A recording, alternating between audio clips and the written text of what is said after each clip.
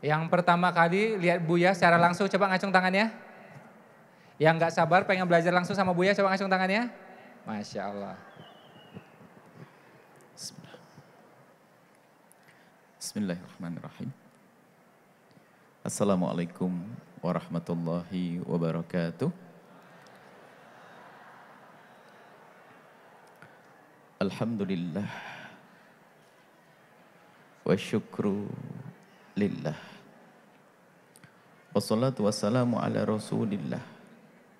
Habibina sayyidina Muhammad wa ala alihi wa ashabihi wa mawalah. Allahumma ya Rabbana ighnina bifadlika amman siwak. Allahumma ya Rabbana kfina bihalalika an haramik wa aghnina bifadlika amman siwak. Ij'alna ya Rabbana minal mutahabbina fik wa minal mutajalisina fik wa minal mutazawirina fik wa minal mutabadhilina fika innaka anta ala kulli syai'in qadir. Allahumma ya Rabbana arzuqna tabata qabla al-maut wa syahadata 'inda al-maut wal jannata ba'da al-maut amma ba'd. Yang sangat kami cintai, kami muliakan dari semua yang hadir, hamba-hamba pilihan Allah yang insya Allah tidak hadir ke tempat ini kecuali karena hati bersih, tidak hadir ke tempat ini kecuali hatinya rindu kemuliaan, dan tidak hadir ke tempat ini kecuali karena telah terpilih untuk menjadi hamba mulia di dunia dan di akhirat. Itu husnudzon kita. Karena panjang ceritanya, dari Anda mempersiapkan mungkin dari tadi malam atau tadi pagi, mempersiapkan perjalanan, melangkahkan kaki, ada yang membawa kendaraan, itu semuanya perlu energi, perlu tenaga, bahkan ada perlu biaya. Lalu Anda menginjakkan kaki di tempat mulia ini, maka husnudzon kami karena Anda dipilih oleh Allah Subhanahu wa taala. Dan juga yang sangat kami cintai Mas Ipo dan juga semua yang telah ikut andil di dalam mengagungkan syiar dakwah ini. Semoga Allah menjadikan kita hamba yang saling mencintai karena Allah. Ini yang pertama. Syarat pertemuan kita adalah mempertemukan hati terlebih dahulu, bukan ilmu yang kita dapat. Ini berlaku dalam semua cara hidup. Antara besan dengan besan, suami istri, berbisnis pun, kalau Anda ingin berbisnis dengan seseorang, jangan sampai semata-mata hanya menginginkan materi, akan tapi bagaimana terjalin jalinan yang baik. Untuk menjadikan hidup indah di dunia ini kuncinya adalah cinta. Bagaimana kita membangun cinta di antara kita?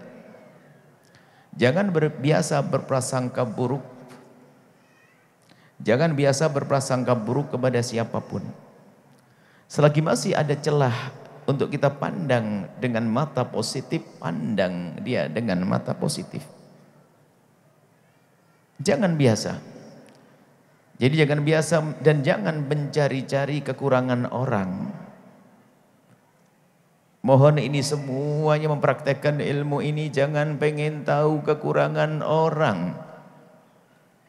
Hidup orang yang paling tersiksa kalau dia banyak mengetahui kekurangan orang.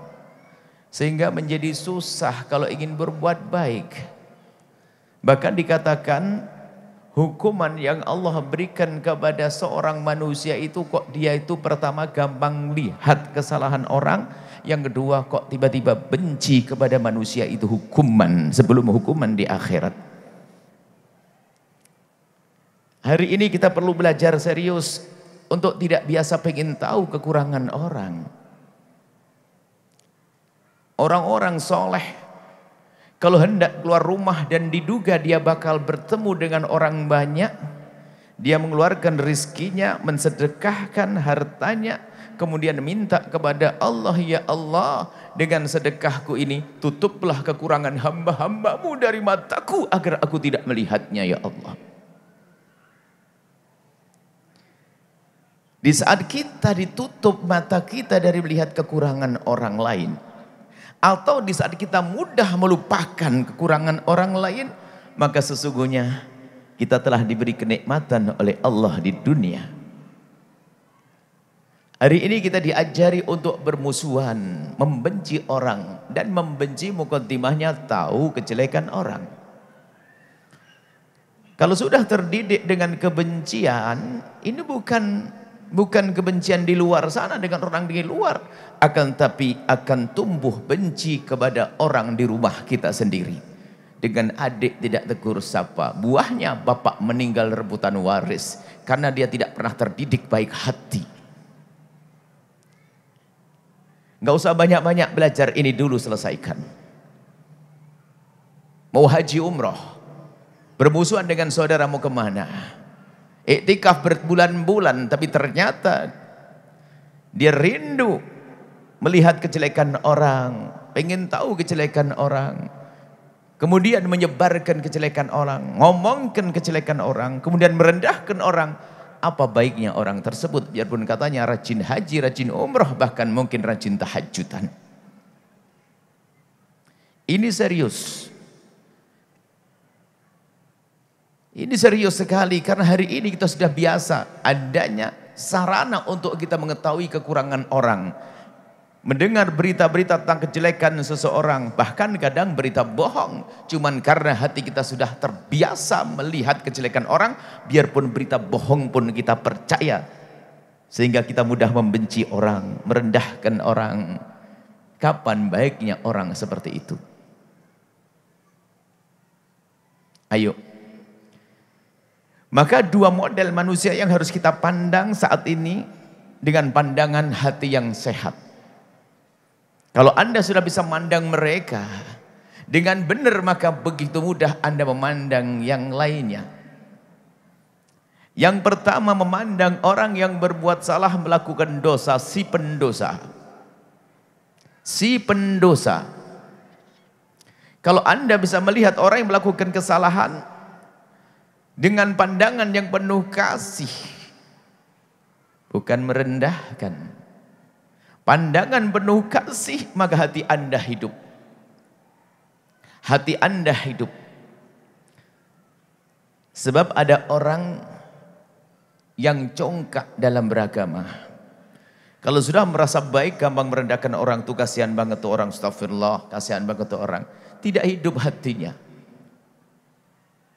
Siapa yang mungkin suatu ketika mendengar tetangga kita melakukan zina? Siapa yang pernah mendengar tetangga mabuk? Siapa pernah mendengar tetangga judi? Siapa yang pernah mendengar tetangga tidak sholat, kemudian saat itu menengadahkan tangan lalu menitikkan air mata? Siapa di antara kita yang seperti itu? Atau bahkan kita merendahkan orang lain di saat kita melakukan ibadah, na'udzubillah. Bisa jadi terjadi seorang ibu yang katanya solehah, punya hafalan Quran, ahli puasa Senin Kemis, puasa Daud, tahajudan dengan suaminya pun demikian, sampai masyhur orang ini sangat solehah. Di tengah malam waktu sahur atau waktu tahajud, tiba-tiba di gang rumahnya ada suara motor. Suara motor tiba-tiba berhenti tepat di samping rumahnya. Sang ibu yang katanya solehah tadi membuka gorden, membuka kelambu, setelah dibuka begitu ngintip, ternyata tetangga sebelah adalah anak gadis yang turun dari motor diantarkan oleh seorang laki-laki. Jam 3 malam, ngapain kira-kira? Kan begitu mestinya. Kemudian kata si Bu Hajah yang hafal Quran tadi, yang ahli tahajud, yang Senin Kemisnya, yang kalau hadir pengajian juga semangatnya luar biasa. Di saat melihat pemandangan seperti itu langsung manggil suaminya, bang, pak, lihat tuh. Apa? Tuh lihat, anak gadis umur 24 tahun dinikahkan, enggak, tiba-tiba malam-malam pulang diantarin laki-laki. Suaminya melihat juga tidak kalah kagetnya. Apa kata suami?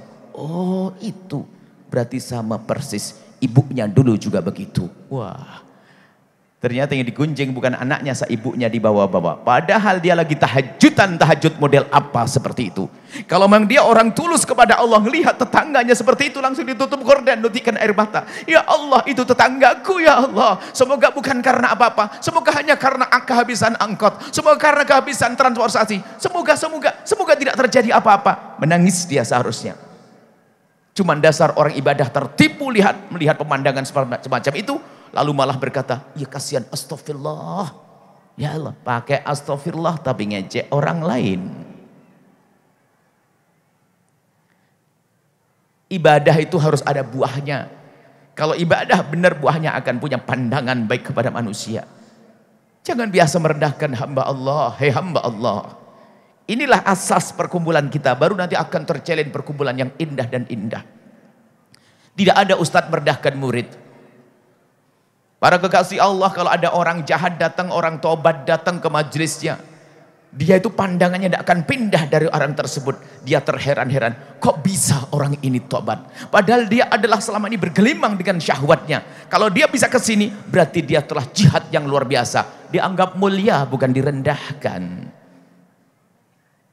Ini sudah kayak punya sorga petenteng ke sana kemari merendahkan orang lain. Hei hamba Allah yang rajin tahajud, yang punya hafalan Quran, yang rajin Senin Kemis, bersyukurlah kepada Allah karena Anda telah dimudahkan untuk kebaikan. Tapi sekarang tata pandangan Anda, benahi pandangan Anda melihat orang-orang yang bermaksiat. Apa yang ada di hati Anda?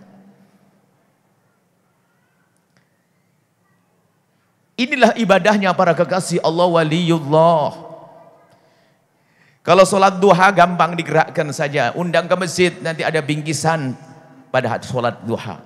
Tahajudan sudah disuarakan saja, nanti juga ada bingkisan tahajud. Tapi membersihkan hati ini tidak gampang. Kemudian, karena ini masih belum, kita akan membahas satu hal yang amat penting yang ada hubungannya dengan yang sudah dibahas oleh Mas Ipu. Tapi ini mukaddimah. Biasakan jadi orang itu seperti itu, jangan mudah merendahkan. Biarpun Anda katanya ustadz atau ustazah, ketahuilah itu gelar di dunia. Tidak jaminan ustadz masuk surga kalau hatinya tidak baik. Ternyata neraka pertama kali dinyalakan oleh Allah untuk orang yang belajar Al-Quran, punya ilmu agama.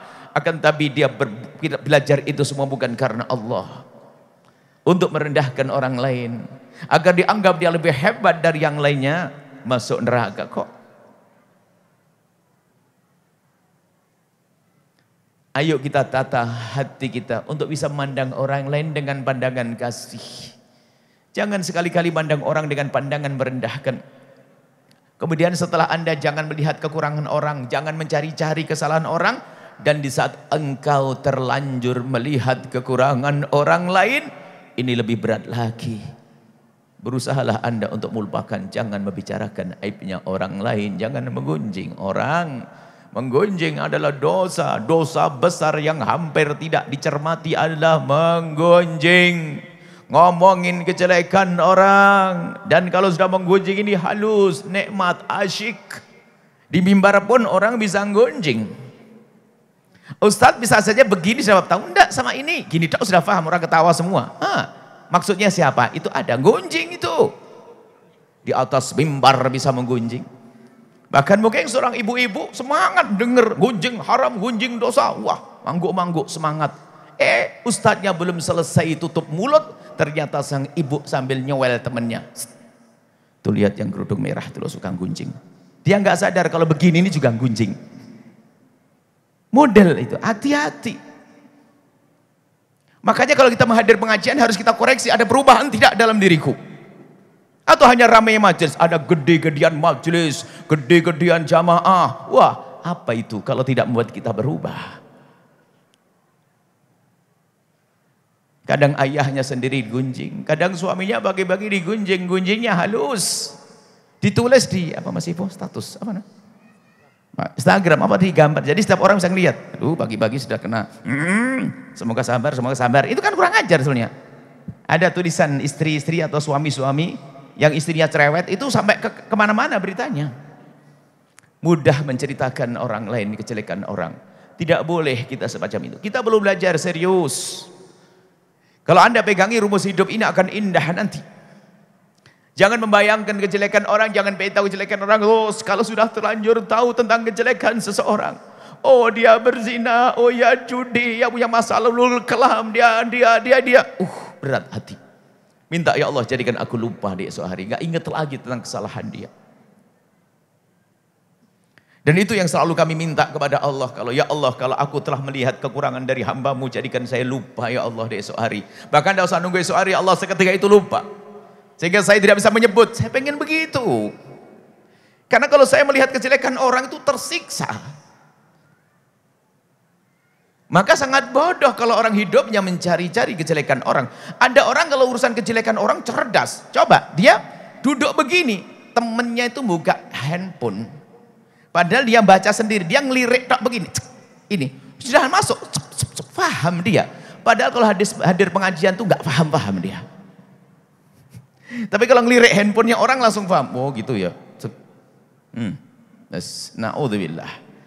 Anda harus serius. Nggak perlu lihat orang lain. Anda tidak usah nilai, oh si fulan suka mengunjing, si fulan suka mencari, si fulan suka usil dengan HP ini orang. Tidak. Kita mengurusi diri kita sendiri. Bagaimana kita? Aku ini. Aku ini di neraka atau di surga. Gitu loh. Sibuk ngurusi orang. Kita perlu ngurusi diri kita sendiri. Hai hamba Allah. Setelah kita melihat kekurangan orang lain, ayo kita tutup dengan panjatan doa. Kita melihat dia, oh dia bercuri, dia berzina, oh ya Allah, malam nanti bagianku untuk aku adukan dia kepada Allah. Ya Allah, ampuni dia, berikan petunjuk, selesai, jangan dipakai ngomong. Lah ini kalau tidak dibiasakan begini, hidup akan berantakan. Membicarakan kejelekan orang kepada orang lain menjadi sebab orang bermusuhan, hilang cinta. Maka ini politik sebentar lagi. Ini tahun politik. Tidak tahu istilah tahun politik. Sepertinya di Indonesia setiap tahun politik kok. Enggak harus tanya ini. Ini juga nasihat buat semuanya, tolong kalau Anda mau dengar-dengar. Kalau ingin hati Anda enak, tentrem. Kalau Anda tim sukses salah satu calon presiden, tolong catat semuanya dan gedekan, sebarkan kalau perlu. Sederhana agar hidup Anda indah. Sanjung calon pilihanmu sesuka hatimu, tapi jangan sebut kejelekan calon pilihan orang lain. Itu saja kalau Anda pegangi nggak akan ribut. Kita bisa minum teh bersama biarpun beda pilihan. Sekarang permasalahannya suka caci maki dan olok-olok.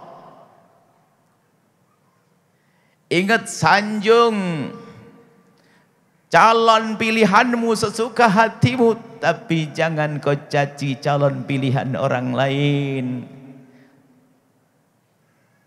Sebab kalau kita lacak-lacak semuanya punya kekurangan. Saya pun punya kekurangan karena Anda jarang kumpul saja, kan begitu.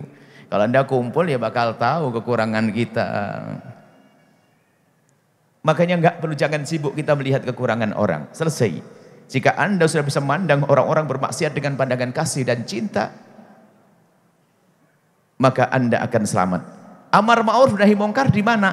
Setelah kita menghadirkan cinta. Sehingga di saat kita menghentikan kemungkaran dengan cinta, bukan dengan kesombongan, karena bendera kita selalu terlihat. Wah, gebiar bendera kita yang dilihat oleh manusia. Jangan-jangan yang takbir Allahu Akbar bukan karena Allah, hanya karena pengen besok kelihatan di koran, di media dan seterusnya. Ayo.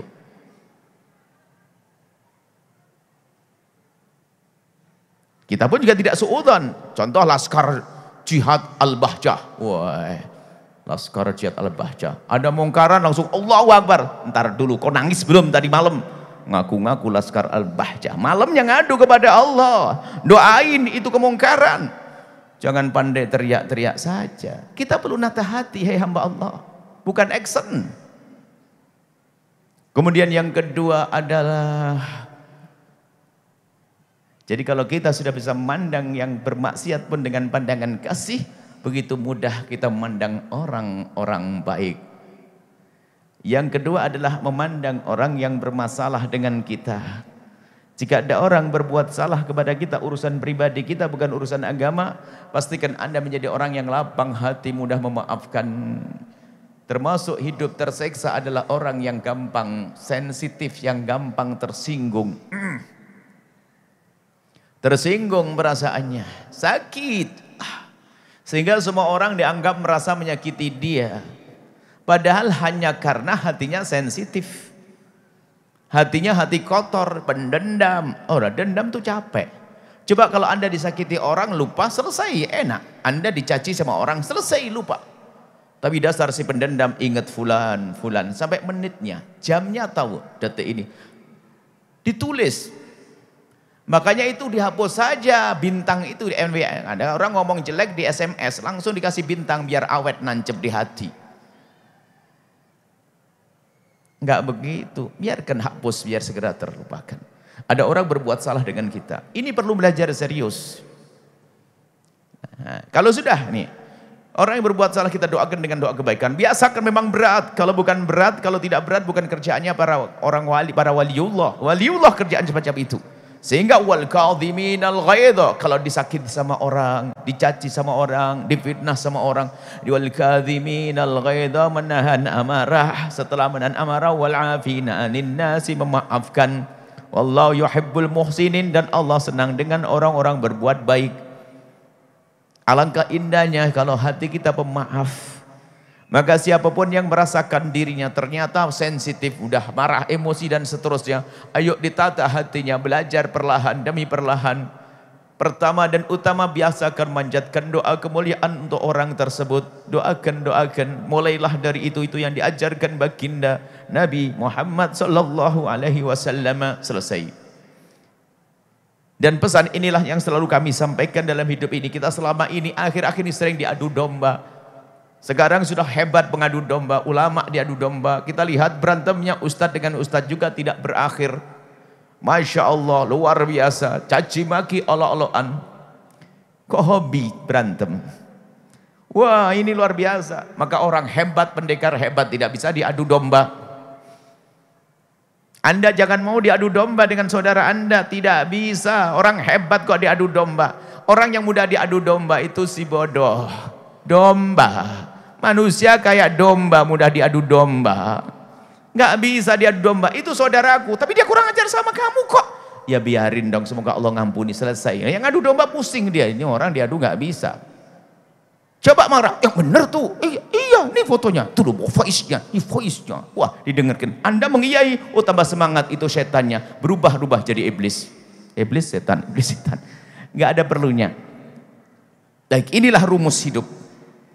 Kemudian kita sambungkan.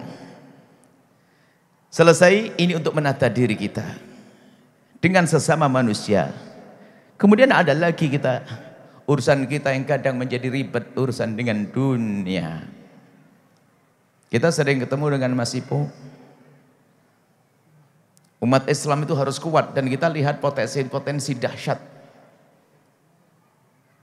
yang bisa bangkit, hai umat Islam. Tapi bangkit dengan hati yang penuh keimanan. Tidak dianjurkan kita menjadi orang, maksudnya tidak dianjurkan, tidak boleh kita memiskinkan diri. Yang ada adalah miskin karena memang Allah berlakukan kepadanya kemiskinan. Kita membuang harta haram kok. Yang boleh bersedekah. Menghambur-hamburkan harta haram kok. Membeli sesuatu yang tidak bermanfaat itu nggak boleh loh ya. Kenapa? Nggak boleh kita mau hambur-hamburkan harta. Maka orang Islam ini harus bangkit. Dan kami yakin harus orang Islam bangkit. Kenapa? Jika Islamnya benar, Islamnya baik, kemudian dia bangkit menjadi orang yang kaya, maka akan tentram dunia. Kenapa? Islamnya yang menjadikan dia damai dan tentram. Sebab kekayaan, kalau seorang Muslim kaya, kemudian dia beriman, berakhlak mulia sesuai dengan yang diajarkan Nabi, maka dia pun senang berbagi kebaikan kepada siapapun, biarpun kepada orang di luar Islam. Kita berpikir untuk maju dalam urusan usaha, bisnis dan sebagainya. Cuman akan kami dasari. Yang pertama, jalani hidup. Ini kita tinggalkan urusan dengan manusia, sudah beres. Yang penting nanti pulang ke rumah ingat. Kalau ternyata kita, ini harus yang dua tadi, memandang orang bermaksiat dan memandang orang yang kurang ajar sama kita. Kalau Anda bisa menata hati Anda dengan dua orang ini, maka dengan yang lainnya begitu mudah. Hati penuh kasih dengan orang yang jahat sama kita, hati. Maka ketahuilah, itu kalau kita terapkan, kita kembangkan, maka begitu mudah tergugah hatinya di saat mendengar saudara-saudara kita di Palestina dibantai. Sebelum pindah ke harta, kita ulang lagi, saya ingat Palestina hari ini. Orang bicara tentang Palestina atau hatinya mati, hanya cerita saja, share, mati hatinya. Tapi kalau hatinya hidup dengan sesama, saya harus penuh kasih dengan saudaraku, maka di saat bicara tentang Palestina akan bangkit. Akan begitu mudah menolong saudara yang di sana, menolong umat Nabi Muhammad, bukan saja di Palestina, dimanapun berada, sehingga hidup kita bermanfaat. Ini ada yang teriak-teriak, Palestina harus kita bela dan sebagainya. Jangan-jangan hanya tangannya terangkat, suaranya yang lantang, hatinya di mana? Mana panjatan doamu? Mana rupiahmu yang sudah kau keluarkan untuk Palestina? Mana? Kok pandai teriak-teriak saja? Suatu ketika ada yang bertanya kepada kami tentang Palestina. Sebelum menjawab, Anda tidak perlu mengangkat senjata ke sana. Mengangkat senjata ada aturannya. Jujur yang bertanya, kita, apakah Anda sudah berdoa setiap sholat? Masih diam dia. Apakah Anda sudah mengeluarkan rizki dari kocek Anda? Kalau belum, teriakan Anda, pertanyaan Anda adalah bohong. Kalau memang Anda punya hati spontan itu, nggak bisa ditunda-tunda. Hati hidup. Maka jangan mendengar tentang isu-isu yang melemahkan semangat kita untuk membantu. Yang terpenting kita keluarkan sifat cuek kepada umat Nabi Muhammad dari hati kita. Diganti dengan sifat peduli. Adapun masalah bantuan sampai tidak sampai bukan urusanmu, hai hamba Allah. Yang penting keluarkan kekikiran dalam hatimu, keluarkan kecuekan dalam hatimu, hidupkan hatimu dengan kepedulian. Selesai. Nah ini dasar kalau ternyata Anda menjadi kaya raya, menjadi kaya raya yang berguna. Bukan mengayahkan diri, dia kaya pengen bermanfaat untuk orang banyak. Dasarnya di sini. Anda bersemangat menjadi orang kaya raya, orang hebat, melimpah hartanya. Tapi apa artinya kekayaanmu jika tidak berguna untuk orang lain? Ayo. Apa yang Anda, apa kebaikan dari orang tetangga Anda yang katanya kaya raya, bangun masjid enggak, bangun mushola enggak, sedekah juga enggak. Hanya dia pamer koleksi mobilnya, koleksi mobil, koleksi tas istrinya, koleksi berlian. Apa manfaatnya untuk umat? Lihat, nggak ada gunanya orang semacam itu. Kenapa dia melakukan seperti itu? Karena hatinya tidak hidup. Tapi kalau orang beriman kaya raya, hatinya hidup tadi, yang punya hati hidup, di saat dia menjadi kaya, dia akan penuh kasih dengan orang yang tidak mampu. Dengan karyawannya penuh kasih, memandang karyawan sebagai umat Nabi, bukan sebagai pekerja saja, tidak. Ini yang perlu kita hidupkan dalam hati kita. Kita kan muliaan akhlak. Hei pembantu di rumahmu itu siapa? Itu bukan binatang, hei hamba Allah. Urusanmu dengan Nabi itu sesungguhnya. Tidak cukup pembantu digaji, tidak. Pembantu juga perlu dikasih senyum. Pembantu juga perlu ucapan terima kasih. Dan terima kasih yang Anda ucapkan pun sebetulnya itu kebaikan akhlakmu. Hai para bos. Anda minta kopi, mau buatin kopi, diantarkan kopi, kok Anda diam saja. Anda ini manusia atau bukan? Apakah susah Anda mengatakan, Mbak makasih jam begini buatin kopi, maafin Mbak ya. Sambil kalau dia sambil menepuk pundaknya, karena mungkin dia lebih tua dari kita, dia mengabdi di rumah kita, atau lebih mudah kita terima kasih Mbak, makasih. Apa sih salahnya berakhlak mulia seperti yang diajarkan Nabi? Jangan jadi orang kayak monster.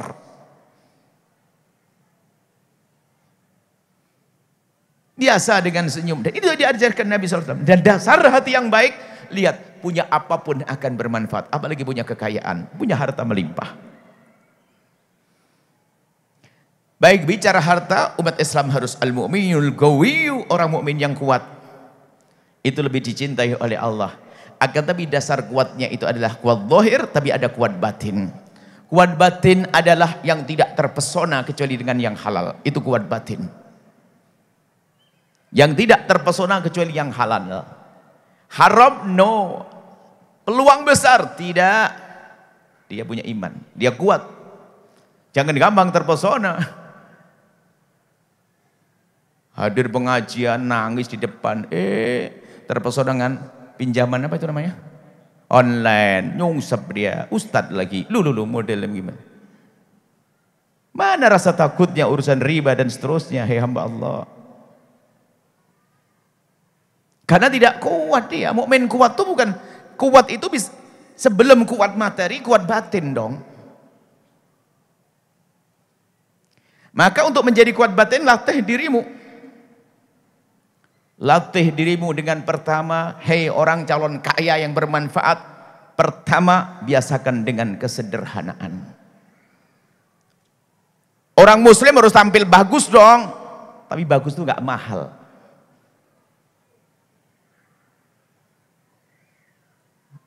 Sarung gak usah pakai, berapa ada sarung harganya 800.000. Ya ada ya? 1 juta. Waduh, berapa karung beras itu? Selagi kita bisa pakai 40.000, 50.000 pakai itu gak ada masalah kok. Asalkan makainya bener, kelihatan ganteng kok, kelihatan cantik kalau seorang perempuan pakai kerudung yang bagus.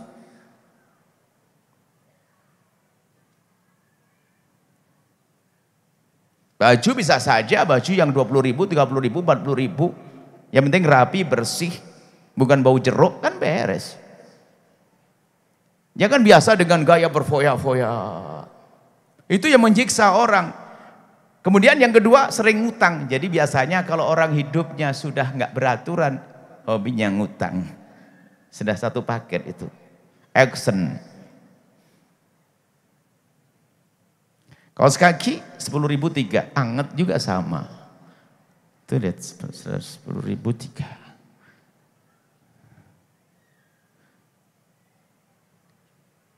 Cuman karena di kamera saja, wah kayaknya mahal. Oh enggak. Aslinya saya biasanya pakai imamah putih. Imamah putih itu kalau Anda pergi ke Arab sana, harga imamah saya yang saya pakai yang putih itu ternyata hanya 2 real. Berapa 2 real itu? 2 real itu 8.000 ya. 8.000. Dipakai. Kopiahnya ini masih ada nih 1 real ini. Dan begitu loh. Masya Allah. Memang seorang muslim harus tampil bagus, bersih, tapi nggak usah mahal. Sebab orang biasa mengikuti gaya hidup susah berderma. Dia punya mobil mewah, mau bersedekah, ada mobil mewah baru keluar. Bingung dia, mau ganti mobil. Kemudian dia menjadikan bisnisnya menjadi bisnis yang tidak sehat. Karena apa? Dia mengejar target, saya harus beli ini, beli itu, dan seterusnya. Dia pamer kesombongannya.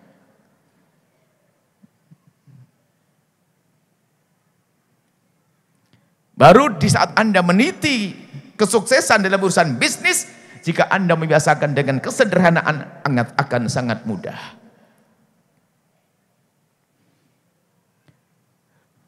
Sudah makan siang Ibu? Belum. Bayangin Bu, nasinya anget, terasinya dibakar pakai lilin saja. Saya paling suka kalau sudah pol nafsu makan saya, kalau sudah kurang, saya makan sambal terasi. Bayangin sambal terasi, terasinya dibakar yang aromanya sampai tetangga. Nguceknya terasi terakhir Bu, kalau licin susah cabenya. Cabai sama garam sedikit, itu cara Lombok ya. Cabai mentah saja sama garam sedikit. Kasih gula sedikit, diucek setelah cabai, baru terasi yang dibakar tadi taruh di atasnya. Kemudian habis itu terasi. Kalau Anda punya duit tambah terong Bu dibakar. Kalau terong bakar itu jangan dibolak-balik, biarkan kebakar, nanti yang hangus kulitnya tok. Dalamnya masa Anda kupas, taruh di atasnya. Pakai nasi anget, Masya Allah nikmatnya. Nggak usah ke warung yang satu porsi 300.000. Kalau Anda gengsi, ayo makan sama saya. Mau gengsi-gengsian, capek hidupnya orang gengsi-gengsian. Makanya kalau saya ke rumah Anda gak usah macam-macam, siapin terasi bakar saja, nanti sama cabai sudah oke. Tapi sedikit nasinya agak anget setelah lembut itu, jangan kasar-kasar, setengah lembut. Kayaknya nelen ludah nih. Biasakan dengan kesederhanaan wahai hamba Allah. Kalau orang biasa dengan kesederhanaan, mudah berderma. Maka orang yang hidupnya mahal susah berbuat baik. Mengikuti gaya hidup yang mahal, susah berbuat baik. Dan dia hanya memperbaiki hidupnya di dunia, dia lupa di akhirat dia harus bangun kekayaan dia. Sehingga dengan modal ini, jika mendengar seruan Mas Ipo untuk percaya dengan bisnisnya, akan mudah. Dia akan cepat menjadi orang kaya dan bermanfaat untuk umat. Tapi yang sekarang Mas Ipo, belum untung sudah ngitung tuh. Sudah kredit dia. Itu suaminya lagi bisnis. Dalam gambarnya sudah untung, istrinya sudah kredit. Nasib buruk tuh suami punya istri kayak begitu. Ada enggak? Nggak ada, jangan ngomong. Ada istrimu gitu? Nggak ada. Solehah semuanya. Ini ada model begitu. Orang gaya hidup, kita perlu sederhana. Saya itu di perjalanan, ibu bapak paling tidak kuat kalau melihat pohon rindang. Pengennya berhenti saja. Bawa nasi bungkus. Baik. Kalau kita harus makan mewah, kita syukuri. Tapi jangan sampai itu menjadi sebuah budaya tren. Sesaat-sesaat mungkin dia diajak makan oleh seseorang, makan yang enak, kita syukuri. Tapi jangan sampai hidup di rumah kita menjadi hidup yang ribet. Harus ini, harus itu, Masya Allah. Baju harus begini, gengsi, Masya Allah. Hari ini, luar biasa. Masih ingat ibu? Zaman dulu itu bagaimana orang pakai baju itu kalau robek dijahit. Dijahit lagi, bisa dipakai lagi. Sarung itu Masya Allah. Sarung itu kalau 6 bulan langsung naik. Ngetril gitu, kayak pir begitu naik. Itu biasa saja, orang tidak merasa fakir-fakir amat kok. Makan telur, telurnya 1, tambah tepung, dibagi sama adik-adiknya, nggak ada masalah. Kita perlu membiasakan dengan seperti itu. Baru nanti di saat Anda berbisnis, Anda tidak akan kalap. Di saat menjadi orang kaya, wah, kalap dia silau. Dia kaget dengan kekayaannya. Sehingga dia melakukan bermacam-macam ketidakbaikan. Jadi memulai dari biasa dengan kesederhanaan. Maka dengan kesederhanaan inilah Anda akan merintis bisnis dengan hebat. Anda akan terhindar dari yang haram. Anda terhindar dari ngutang, kejepit utang. Kemudian uang Anda juga mudah ditabung semakin banyak karena selera Anda selera yang wajar, normal. Jangan ngikuti gaya hidupnya tetangga. Kadang hidup kita itu niru orang. Kesudah hidup kita niru kehidupan orang, capek. Orang beli ini, beli itu dan sebagainya. Suatu ketika ada seorang ibu ngadu. Tidak bisa membayari anaknya sekolah. Kami bertanya, ibu berapa ibu per bulannya sekolahnya? Di sekolah ini bu ya, nyebut sekolah. Kaget, ini sekolah kan sekolah terkenal. Seorang ibu sudah tidak punya suami yang ngurusi anaknya, sekolah begitu. Berapa sebulan bu? 1.200.000. Perasaan anak saya sekolah di MI itu cuma 75.000. Ini bagaimana? Ngadu kepada saya yang anaknya sekolah sebulan 75.000. Dia sebulan 1.200.000. Nah, ini adalah, oh memang action gaya hidup. Dipikir kalau sudah anaknya sekolah di tempat yang seperti itu, kumpul sama ibu-ibu yang hobinya kuliner, kemudian besok ada jualan tas, ada cerita ini adalah produk Singapura, produk Australia, ini rame, ngutang, suaminya yang nyungsep. Itu model gaya hidup seperti itu ada. Sekolah-sekolah mahal untuk sombong-sombongan. Anak belum perlu laptop, diberikan laptop dan sebagainya. Anak belum boleh handphone, boleh handphone. Hanya action saja, biar dianggap kaya. Padahal itu semuanya ngutang.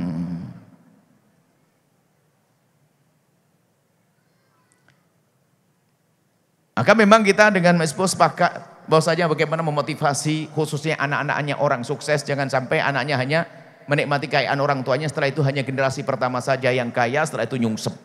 Hidupnya nggak jelas. Anda anak muda yang ayahmu kaya, Anda harus bangkit. Dan lebih bagus, wahai anak-anakku, menjadi seorang orang kaya yang dekat kepada Allah. Lihat, kalau kita menyeru perjuangan lebih mudah. Saya pengen pondok pesantren untuk sekolah begini, Anda yang berperan. Saya pengen begini dakwah bangun masjid ini, Anda berperan. Nggak susah. Islam berjaya, Islam yang indah, maka masyarakat akan indah. Ini mungkin yang perlu kami serukan. Ayo biasakan dengan kesederhanaan, jangan biasa sok sombong-sombongan ya. Gaya-gaya action, wah baju harus mahal begini. Kalau ternyata Anda membeli yang mahal bukan action, bukan sombong, mungkin karena Anda pengen lebih awet.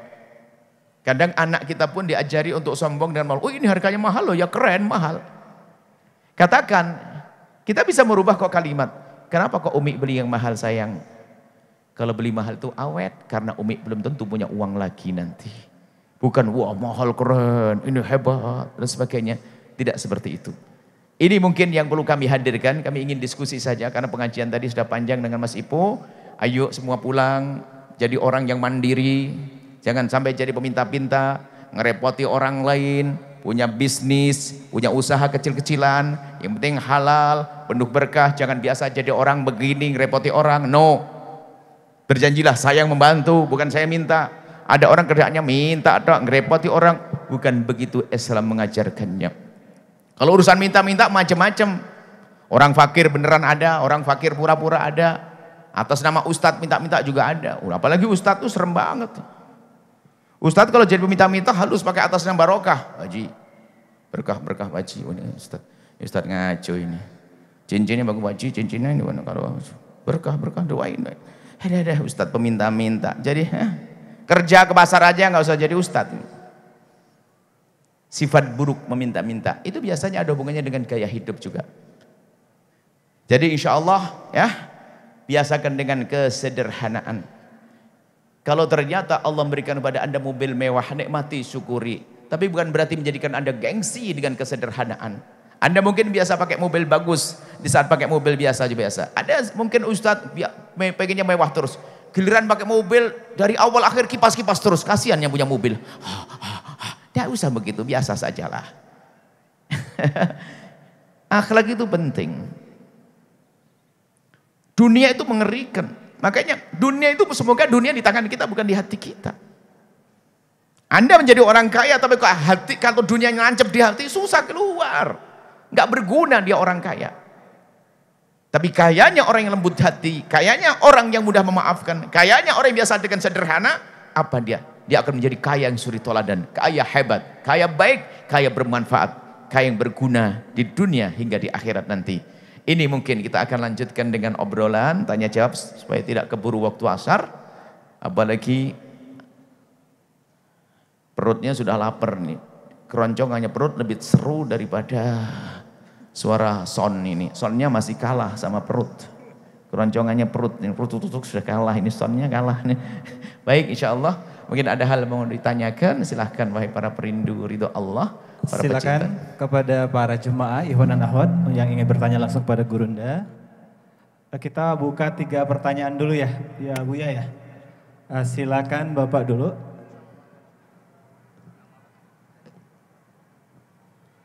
Assalamualaikum ya Buya. Assalamualaikum warahmatullahi wabarakatuh. Saya Mulyanto dari daerah Jalan Kopo, Bandung. Masya Allah, makasih. Yang ingin saya tanyakan, menurut Buya, bagaimana cara mengelola kalau kita mendapatkan harta warisan? Karena ada pomeo yang terjadi di masyarakat, kalau harta warisan itu jangan dipakai modal usaha, tapi harus dipakai yang bermanfaat. Maksudnya, menurut Buya, seperti apa yang harus dikelola? Terima kasih. Masya Allah. Harta warisan itu adalah harta yang sangat berkah. Jika Anda mengambilnya dengan benar, Anda bisa jadikan modal apa saja akan menjadi baik. Boleh Anda jadikan modal bisnis yang halal bersih, karena harta warisan maka akan menjadi baik. Tidak, bukan dilarang. Tapi yang perlu diperhatikan adalah cara mengambilnya. Wahai hamba Allah, warisan itu ternyata yang gede setannya. Banyak orang diajak ngomong waris langsung berantem. Na'udzubillah. Warisan itu yang gede setannya. Yang berebut waris bukan saja orang kaya raya. Oh bukan. Yang kaya raya banyak rebutan waris padahal sudah kaya. Padahal setiap anak dapat ratusan juta. Ternyata nyempil satu kantin kecil atau satu toko kecil direbutkan. Yang penting saya masuk neraka. Na'udzubillah. Perebut waris adalah ahli neraka yang berjalan di atas bumi. Jangan sampai ada di antara kita berebut waris. Dan pastikan dalam pembagian waris Anda menjadi orang yang paling lembut. Jangan mengangkat suara. Kalau mengangkat suara, setan telah duduk di ubun-ubun Anda. Mengajak bermusuhan. Jangan ngangkat suara. Kalau ngangkat suara tunjuk, dialah iblisnya. Akan menjadikan panas semuanya. Pembagian waris harus lembut. Kita ini bingung urusan waris ajib. Ini kan rezeki nomplok. Kenapa kok sering berantem? Yang berebut waris bukan saja orang kaya. Si melarat pun rebutan waris, rebutan meja patah kaki. Yang penting aku masuk neraka. Bukan saja orang bodoh, hati-hati. Ustadz meninggal dunia, punya anak 2, ustadz muda rebutan kantin pondok, nggak beres-beres. Hati-hati. Karena apa? Setannya yang gede. Maka tolong wahai hamba Allah, jika ada warisan tolong serahkan pada ahlinya dan jadikan Anda yang paling lembut. Jika ternyata setelah dibagi kelihatan tempat Anda kurang strategis, maka yang menjadi berkah adalah kepasrahan Anda. Allah jadikan berkah. Jangan ribut. Ketahuilah ahli neraka yang berjalan di atas bumi, dia si perebut waris, si rame urusan waris. Ramai urusan waris, Masya Allah.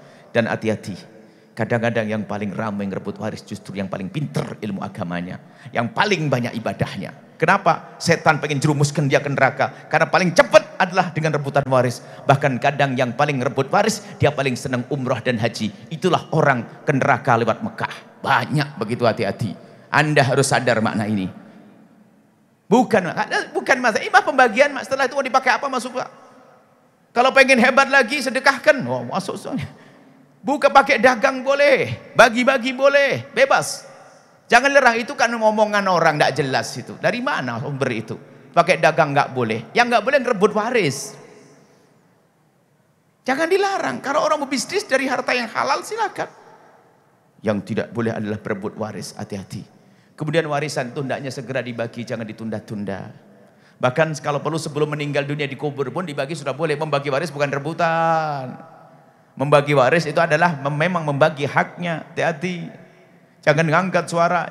Dan kadang-kadang rebutan. Makanya kalau ditunda waktunya itu kadang-kadang semakin banyak orang, semakin banyak otak, semakin banyak kepala, semakin susah. Kadang-kadang anak ini berlima itu baik semuanya. Subhanallah. Kadang-kadang berlima itu baik semua, sudah sepakat pembagian waris. Setelah itu pulang ke rumah masing-masing, telepon. Bang, ditunda saja. Ketemu istrinya, rupanya istrinya adalah iblis yang nongkrong di rumah mempengaruhi suaminya. Hati-hati. Anda wahai istri, jika suamimu pembagian waris, ajari suamimu agar menjadi orang yang pasrah. Wahai para suami, jika istrimu lagi pembagian waris, ajari jangan sampai dolim dia. Kadang yang mempengaruhi pasangannya sudah oke, berubah gara-gara kumpul lagi dengan suaminya, dengan istrinya. Na'udzubillah, jangan sampai punya suami setengah iblis. Kalau suamimu mempengaruhi urusan waris, maka suamimu adalah iblis pakai kopiah putih. Ini banyak, makanya saya harus tegas masa waris ini ruwet, na'udzubillah, panas. Akan jadikan bisnis, maka itulah yang akan sengsara dalam bisnisnya. Panas, dimakan anak tidak jadi baik dan seterusnya. Semoga Allah menjaga keluarga kita, saling mencintai. Dan yang kalau kejadian perebutan waris, permasalahannya tidak ngerti ceramah yang kami sampaikan. Kalau orang yang lembut hati mustahil ngerebut waris saudaranya. Yang ada seperti yang pernah kami lakukan. Ada satu orang meninggal dunia, seorang ibu. Lalu pembagian waris dikubur asar, habis maghrib kita bagi harta. Ada uang tunai dibagi. Anak pertama mengatakan, saya ingin ibuku senang. Gimana kalau bagian saya ini saya berikan ke masjid? Oke. Yang kedua juga. Yang ketiga mengatakan, aku butuh, aku punya utang. Gimana kalau waris ini saya pakai, Buya? Pakai, karena itu hartamu. Ternyata yang keempat berkata apa? Buya, kalau bagian saya untuk abang saya bagaimana? Allah. Masih sejuk, baru meninggal. Hati-hati yang ahli ibadah. Jangan sampai setan menipu Anda dengan ibadah Anda. Saat rebutan waris baru kelihatan aslinya. Kalau dia tidak tulus beribadah. Rebutan waris, hati-hati.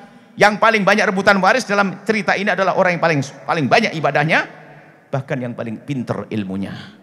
Paling ngangkat suara, sok banget dia. Tidak. Kembalikan pada ulama. Setelah apapun yang diberikan pada Anda, alhamdulillah rezeki nomplok. Nggak pakai usaha sudah diberi. Ini saja, hati-hati. Tolong ini nasihat untuk semuanya. Ini nasihat untuk ahli surga semuanya. Amin. Wallahu a'lam bishawab. Terima kasih Bapak, nasihat yang luar biasa, Masya Allah. Semoga sedikit pencerahan Pak ya, Masya Allah. Selanjutnya kita akan sedikit ke belakang biar dapat, Masya Allah. Ya, Bapak siapa, dengan dari mana Pak ya? Alhamdulillah, wa syukurillah. Assalamualaikum warahmatullahi wabarakatuh, Buya. Assalamualaikum warahmatullahi wabarakatuh. Nama saya Hasta dari Bandung Barat, Parongpong Pak. sengaja memang mau bertanya. Dan sengaja memang saya sering lihat Pak Buya di YouTube. Dan saya ingin bertemu langsung, alhamdulillah. Qadarullah saya sangat bersyukur bisa ketemu hari ini. Yang ingin saya tanyakan, bismillahirrahmanirrahim. Bahwa dalam kehidupan ini kita kan sering para kiai, para ustadz menyampaikan masalah dosa kecil, dosa besar, sampai sedetil-detilnya. Tetapi yang ingin saya sampaikan adalah bagaimana solusinya. Salah satu contoh adalah di kehidupan kita selama ekonominya kurang, banyak orang yang melakukan pinjaman untuk mendapatkan harta, baik itu unit motor, unit mobil, unit rumah, dan itu yang seperti saya ketahui, mohon maaf, kok sudah merajalela dan tidak melupakan bahwa itu adalah dosa besar. Pertanyaannya adalah, apabila kita melakukan dosa besar tersebut dan menyadarinya, apa yang harus kami lakukan terhadap harta tersebut? Demikian Pak Buya, Pak Ustadz Buya. Terima kasih. Assalamualaikum warahmatullahi wabarakatuh. Waalaikumsalam, Masya Allah, terima kasih. Allah mudahkan kita bertemu, semoga pertemuan dunia akhirat.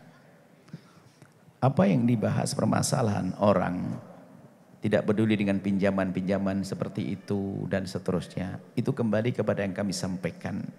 Dia telah tidak membiasakan dengan kesederhanaan. Dia senang pengen pamer hidup, harus punya mobil, harus punya ini. Makannya pun sudah mulai ngaco. Makanya jangan dibahas itu dulu. Kembalikan cara hidupmu yang benar, maka baru setelah itu ini akan terselesaikan. Biarpun dia dikasih modal gratis, nggak ada bunganya, tetap saja nyungsep. Kenapa? Gaya hidupnya yang salah. Di antara adik-adik kita yang bekerja di luar negeri, saya sampaikan, kamu di rumah hidup sederhana. Waktu itu kemudian terlilit utang. Kemudian kamu pergi ke luar negeri, mengumpulkan uang, pulang ke rumah. Mestinya kamu kembali cara hidup di rumah. Cara hidup di luar negeri dibawa. Maka 6 bulan nyungsep, ngutang lagi. Lalu balik lagi ke luar negeri. Cara hidup yang salah. Jadi kalau ingin dibahas solusinya gimana, selesaikan dulu cara hidupnya dong. Jangan gengsi dengan kesederhanaan.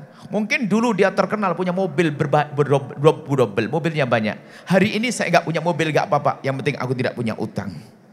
Malah enak mobil saya, mobil nggak usah punya ruang parkir, nggak punya tempat parkir, nggak usah nyupiri, pakai angkot enak. Saya nggak usah mikir, kan enak saja, nyantai saja hidupnya.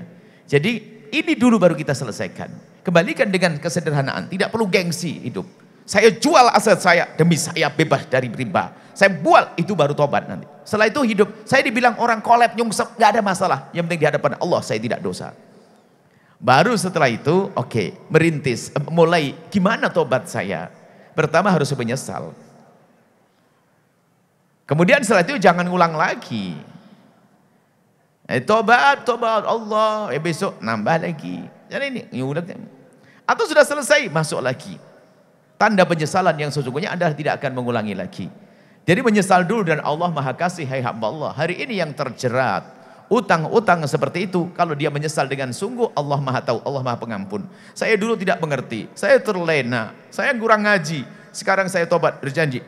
Satu hal yang perlu dilakukan, pertama adalah dia tidak mengulangi lagi kejahatan itu. Baru setelah itu bagaimana? Saya susah cari utang dan sebagainya. Gak perlu kalau orang ngerti cara hidup sederhana. Untuk apa ngutang banyak-banyak? Kerja sehari gak bisa makan sehari, apa kerjaanmu? Kan begitu. Gak cukup, yang kau makan apa? Kok sampai gak cukup kerja sehari? Nasi putih sama kerupuk saja dicirami kecap di atasnya juga sudah enak kan? Kalau pengen lebih gurih, bikin nasi liwetnya agak lama biar jadi intip. Kan enak begitu. Gak usah ribet hidup itu. Ayo, saya suka intip kok, kan enak. Jadi biasakan dengan sederhana akan terselesaikan segala permasalahan. Enggak perlu sampai ngutang-ngutang. Yang ngutang-ngutang bingung karena dia mikirkan sesuatu tadi, gengsi tadi. Tersiksa hidupnya. Insya Allah. Dan memang banyak saudara kita, terima kasih pertanyaannya. Semoga didengar sama yang di luar sana yang punya masalah. Setelah itu apa? No utang. Utang itu adalah tidak bisa tidur malam, siang gelisah, malam gak bisa tidur. Masa enak hidup begitu.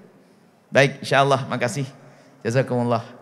Masya Allah, terima kasih Buya. Pertanyaan kedua sudah diberikan pencerahan kepada Bapak. Mewakili dari semua jemaah sebenarnya ini Pak ya, sebenarnya. Barakallah. Sekarang kita kemenangkan dari Ahwat. Mungkin panitia Ahwat bisa berdiri satu buat memberikan mic-nya. Iya, ini zona terlarang. Bunda yang itu ya, tangan itu ya.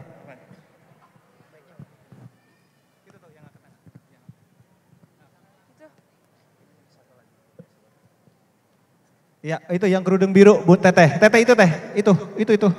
Itu. Tah. Iya, tetehnya. Iya betul. Hijau. Mohon, coming soon. Nama jelas dan dari mana Bun ya?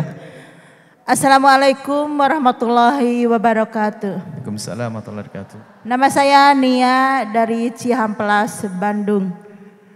Mau nanya Buya, apakah orang yang meninggal masih ada hak waris sedangkan dia punya keturunan?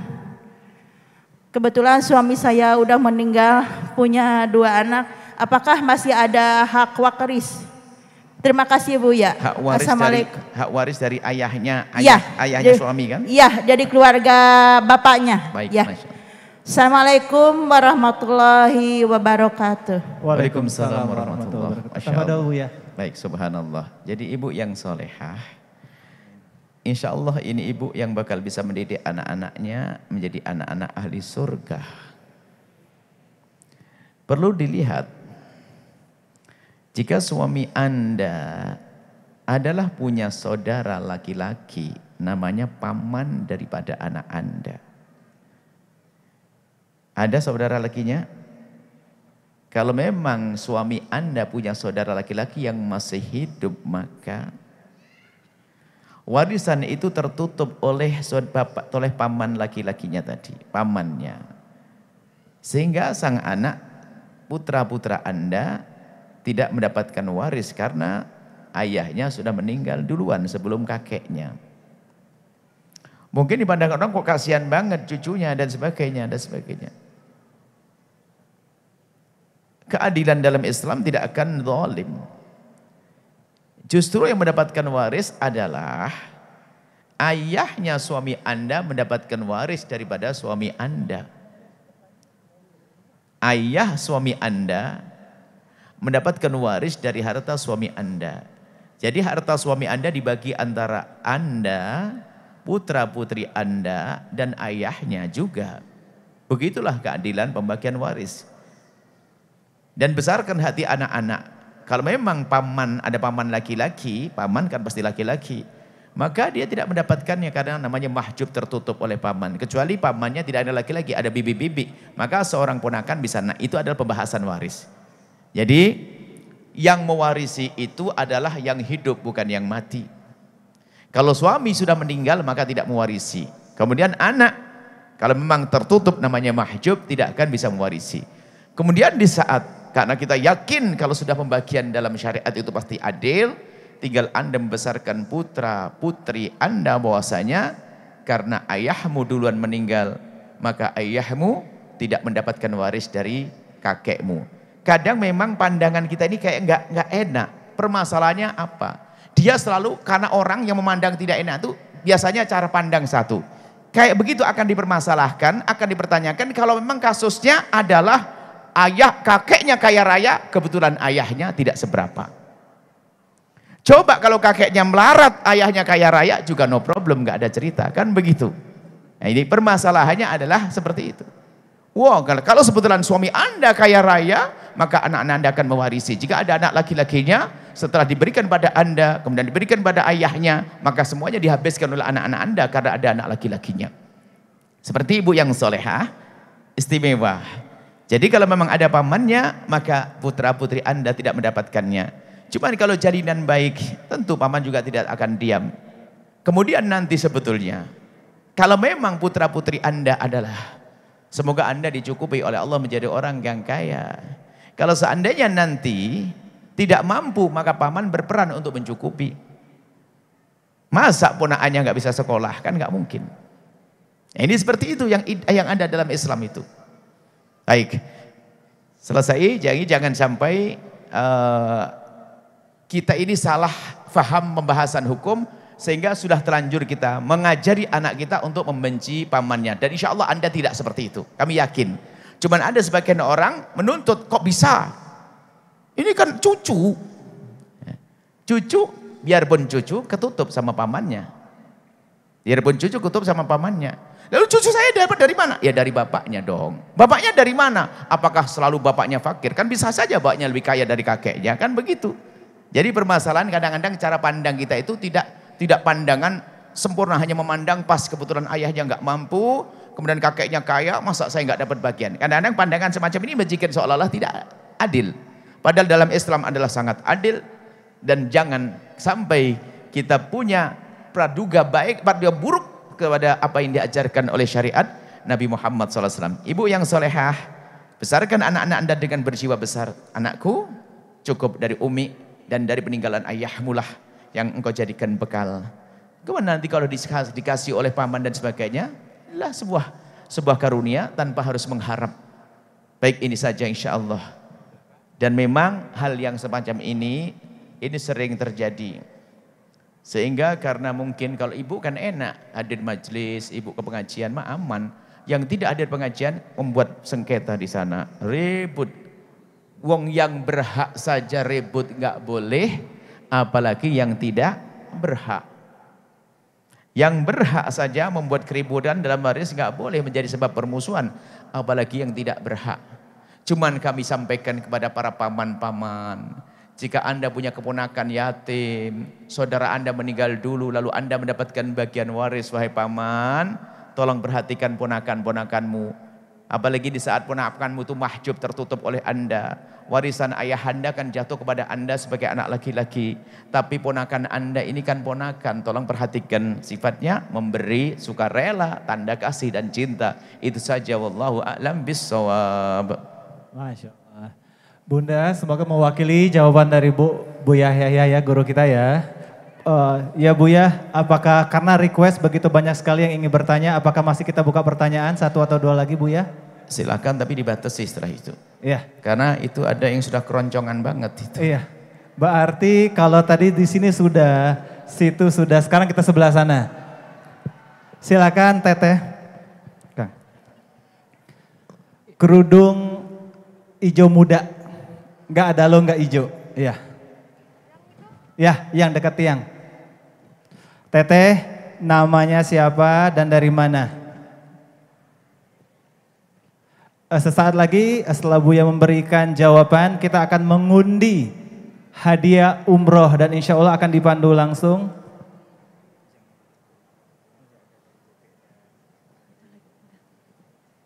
Ya, akan ada hadiah menarik dari Al-Baja dan grand prize kita. Tafadol.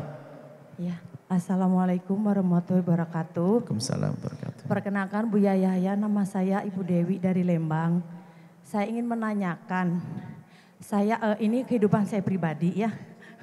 Saya itu punya hutang waktu itu. Nah terus saya curhat sama suami supaya minta dibayarin. Nah sama suami itu pas saya bilang mau pinjam ibaratnya sertifikat rumah untuk diiniin ke bank. Jawabannya itu harta-harta saya, rumah-rumah saya gitu. Padahal itu semuanya hasil setelah kita menikah berdua gitu. Tapi memang setelah itu sebagian dari hutang saya itu dibayarin sama suami. Cuman setelah dibayarin itu dia bilang kalau udah punya uang tolong kembalikan. Karena uang itu adalah uang anak-anak untuk sekolah. Yang ini saya tanyakan hukumnya apa kalau suami teh seperti itu gitu. Terima kasih. Assalamualaikum warahmatullahi wabarakatuh. Waalaikumsalam warahmatullahi wabarakatuh. Ibu yang solehah, suami Anda ini orang soleh. Karena ibu mau masukkan sertifikatnya ke bank, Anda mau bikin tidak enak. Apalagi jika nanti di situ ada riba dan sebagainya. Makanya suami Anda nggak setuju, dia soleh banget itu orang. Sudah begitu, ternyata utang Anda dibayari. Kalau Anda suruh membayarkan biasa, kalau seandainya ke bank tetap Anda harus bayari juga kan, Ibu soleha. Kalau seandainya Anda dapat pinjaman dari utang, Anda wajib dari bank, Anda wajib bayari enggak? Wajib juga. Sementara dari suami kan lebih enak, temponya panjang. Kalau ternyata suami nagih tinggal gigit kupingnya saja sama hidungnya, sudah dikasih tempo ibu yang solehah. Jadi ini adalah sederhananya seperti itu, untuk tenang dulu Anda. Cuman masalah hak dan masalah kewajiban. Utang suami sang istri tidak wajib membayarinya. Utang istri suami tidak wajib membayarinya. Cuman biasanya karena hidup rumah tangga saling tolong menolong, itu mah wajar. Tapi jangan dipaksa, hei suami, Anda punya utang, jangan dipaksa istri Anda membayari utang Anda. Iya kalau suaminya benar, tapi kalau suaminya nasib muka ngutang kan capek istrinya. Begitu juga ada. Memang istri kalau utang istri tidak wajib dibayari suami. Kalau sampai wajib bayar suami, nyungsep para suami. Sebab banyak istri memang hobi ngutang. Sampai suatu ketika ada orang ngadep ke kami, Buya istri saya dikit-dikit ngutang. Sampai saya tidak tahu untuk apa itu utang. Utangnya banyak tapi nggak jadi apa-apa. Pernah saya janji saya bayari tapi jangan ngutang lagi. Berhenti 3 bulan sembuh, ngutang lagi. Nah, makanya enggak. Jadi ibu yang solehah, suami Anda baik, sudah terlanjur pertanyaannya di media begini ya. Kalau seandainya tahu yang Anda tanyakan, kami larang, mending tanya Anda langsung, nggak ada yang dengar. Suami Anda soleh, buktinya apa? 2 hal kebaikan yang tampak di sini. Pertama, tidak memasukkan sertifikat ke bank. Kedua, tiba-tiba membayari separuh utangnya. Itu istimewa, istimewa, istimewa. Nah ini maka ibu semakin hormat kepada suami, semakin sayang kepada suami. Tolong salam buat suami sambil gigit kuping dan hidungnya bu ya. Nggak usah marah-marah ya. Kemudian setelah itu utang selanjutnya dibahas seperti apa ya. Jangan sampai marah untuk anak. Loh anaknya suami anak siapa? Kan anak ibu juga. Berarti kan sebetulnya untuk ibu sebetulnya biar gak repot-repot. Kepada para istri, ayo punya pandang yang lapang ya. Mata yang sejuk. Suaminya mau baik. Salam ya. Ciumin buat suaminya bu. Nah, saya salam cium dari Buya. Lewat aku gitu loh ya. Langsung cium sama gigit. Dan selesai. Utangnya nanti dicicil pelan-pelan. Uang suami kalau ngasih uang saku, Anda tabung, Anda bayar utang, bayar utang. Jangan ingat, jangan masuk wilayah riba lagi. Jangan masuk, Anda mau masuk wilayah riba. Yang hutang yang bakal numpuk-numpuk, Anda adalah mencari seksa. Bukan mencari benar itu nanti. Benar suami itu namanya taufik robbani. Biarpun mungkin suaminya tidak ngerti syariat, tapi dibimbing oleh Allah menjadikan istrinya tidak memasukkan hartanya ke sertifikatnya ke tempat yang tidak tepat. Itu adalah taufik pilihan Allah. Dan semoga memang keluarga Anda keluarga yang indah, baik. Dan kami yakin, tolong suaminya ibu yang tercinta ini, ibu yang soleh. Suami, jangan marah ya ibunya tanya di media. Ibunya bukan marah loh, bukan jelekin loh pak ya. Suaminya tadi. Saya khawatir pulang ribut nanti enggak. Istrimu tuh baik karena bertumbuhannya adalah suaminya. Harapannya adalah suaminya ya, jangan sampai gara-gara pertanyaan ini ribut, kamu tanya-tanya bikin gak enak hati. Oh tidak suami, Anda soleh, Anda baik insyaallah. Istrimu juga solehah, buktinya apa? Ngaji, tanya, pengen baik, insyaallah rumah tangga indah, utangnya kebayar, harta melimpah, senang berderma, masuk surga. Kata Bang Ibu tadi doanya, bertemu dengan Rasulullah sallallahu alaihi wasallam. Selesai ya? Alhamdulillahirrabbilalamin. Semua pertanyaan sudah dijawab oleh Buya, kita tahan dulu ya.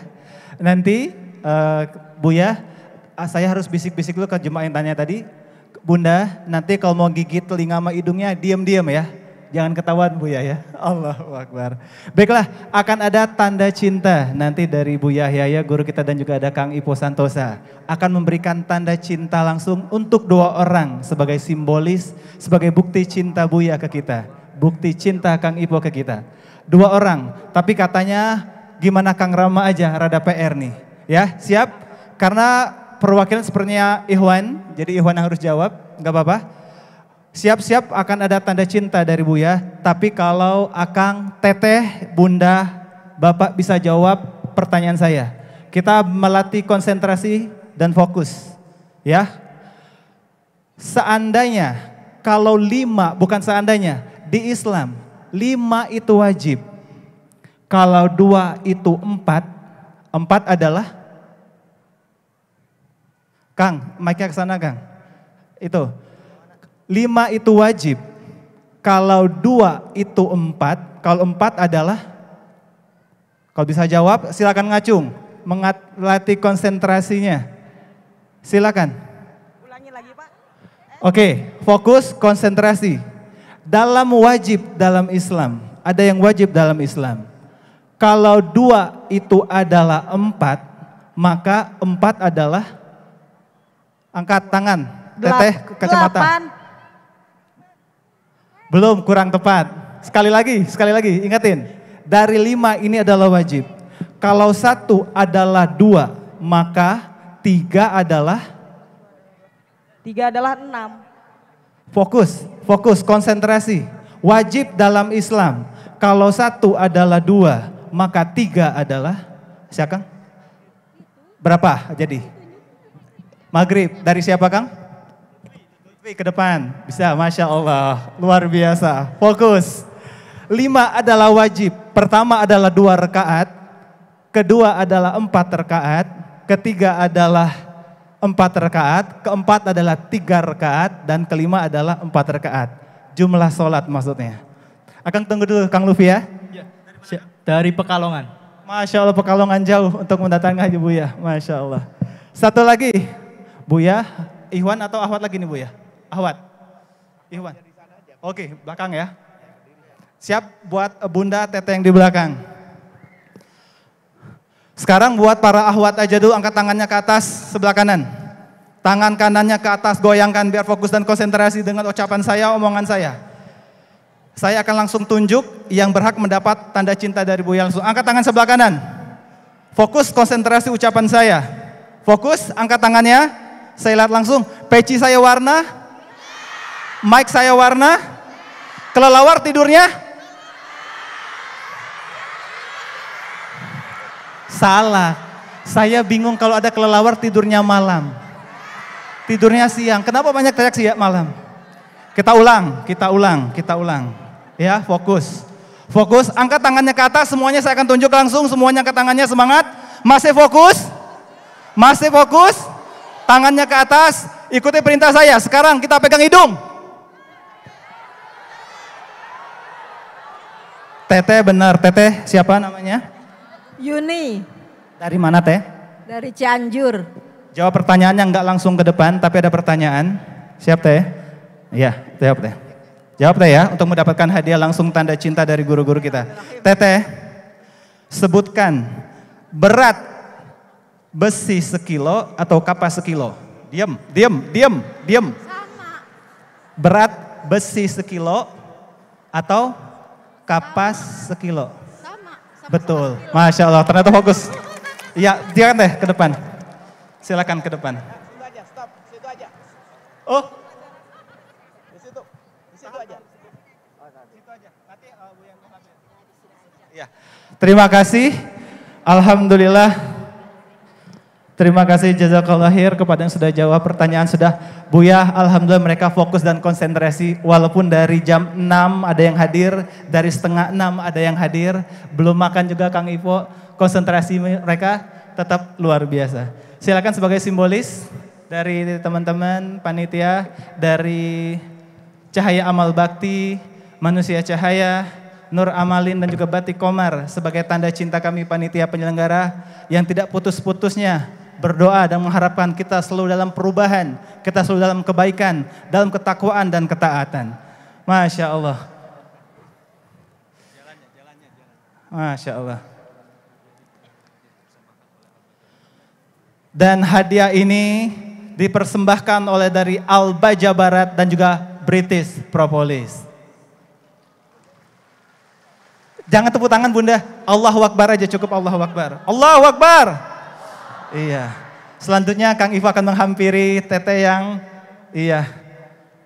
sebagai tanda cinta Kang Ivo Santosa juga.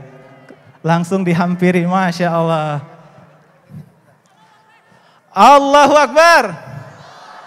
Langsung diserahkan langsung oleh Kang Ivo. Semoga berkah, bermanfaat. Terima kasih Teteh. Masya Allah.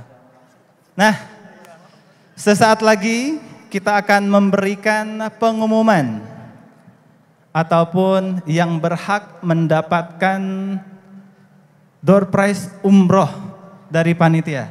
Silakan sekali lagi saya mengajak, handphonenya sudah ada di saya. Ketik sekarang, karena sebentar lagi kuotanya ditutup di 0822 9559 9559. Ketik mau. Cepat, di hitungan kelima akan kita tutup. Kita ulang lagi kepada Iwafila yang ingin mendapatkan umroh hadiah kita kali ini. Ketik di WhatsApp 0822 9559 5995. Ya, jadi dua kali. Ya. Sekali lagi handphonenya, iya, sebentar lagi ditutup, ya. Di WhatsApp dan insya Allah langsung akan dipandu oleh Kang Ipo Santosa untuk meng-scroll dan dilihat dari kamera langsung. Jadi kesempatannya sama. Jadi semua yang hadir di sini berkesempatan yang sama untuk mendapatkan umroh. Allahu Akbar. Iya, sudah masuk, terus masuk. 1 menit lagi, alhamdulillah Buya, Kang Ipo sudah masuk hampir 10.000 yang daftar, kurang lebih. Silakan kita akan mengcek langsung di depan kamera live, boleh, jadi terlihat di kamera nanti di TV kita. Akan di scroll, iya, dengan salawat Nabi 3 kali, insya Allah. Ya, jadi teman-teman boleh WA berulang ya, biar memperbesar kemungkinan untuk menang. Ya. Lapar? Mungkin sebagian lapar ya. Sama, Buya juga belum makan dari tadi. Iya. Jadi begitu sampai beliau langsung bertemu dengan Bapak Ibu di sini ya. Iya, Kang. Ini langsung dipilih sekarang. Iya, di scroll dengan kita salawat Nabi. Bismillahirrahmanirrahim. Allahumma sholli ala sayyidina Muhammad wa ala sayyidina Muhammad. 3 kali, Kang. Live, lihat ke TV bisa kelihatan ya. Ntar di zoom lagi, Kang. Ya, jadi tidak ada nepotisme. Oke, bismillah. Lagi masuk terus. Enggak mau dia ditekan. Kita tutup dulu ya. Tutup dulu. Di offline kan dulu sebentar. Atau ditunggu sebentar. Enggak berhenti-berhenti Bu ya, ditunggu. Enggak berhenti-berhenti, masuk terus Bu ya. Sampai maghrib beliau terus.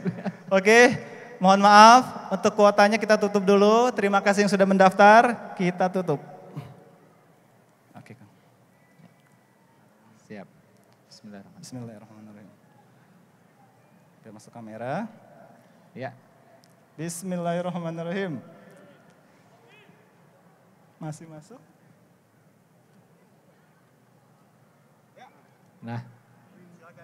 Masya Allah, bismillahirrahmanirrahim. Ini seorang wanita nih kayaknya. Allahu Akbar.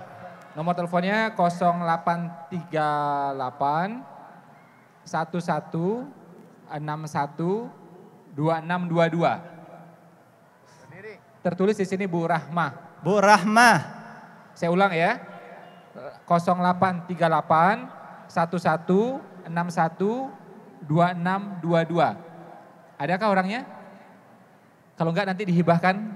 Ya, yang nomornya disebutkan. Kita screenshot dulu Kang Ipo. Siap. Kalau enggak kita nextkan lagi.